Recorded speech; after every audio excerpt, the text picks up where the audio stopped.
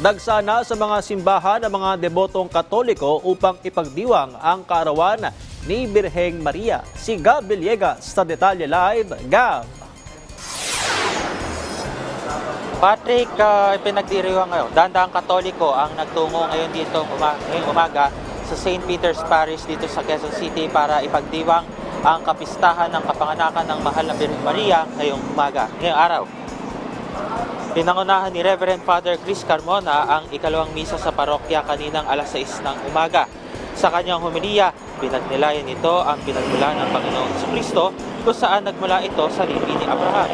Ayon kay Father Carmona, dapat nating ipagpasalamat ang pagkakaroon ng isang ina na gumagabay at nagmamahal sa bawat isa.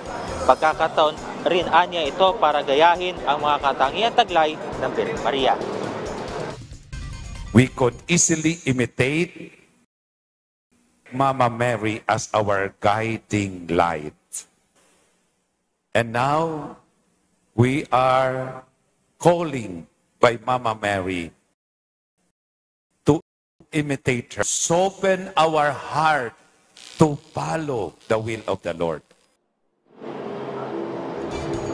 Ang ilan naman sa ating mga kababayan, nagbahagi ng mga panalangin para sa kaarawan ng Mahal na Ina.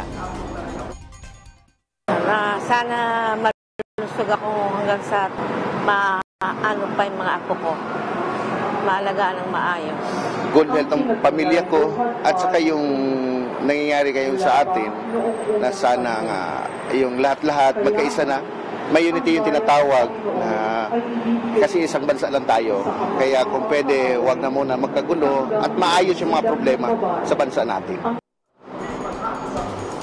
Ngayong araw, ipinagdiriwang ng simbahang Katolika ang Birheng Maria 9 na buwan matapos ang Immaculate Conception na ipinagdiriwang naman natin tuwing December 8. Binaniniwalaan rin na ang pagsilang ng Mahal na Ina ay ang hudyat ng pagsisimula ng plano ng Diyos na iligtas ang sangkatauhan mula sa kasalanan.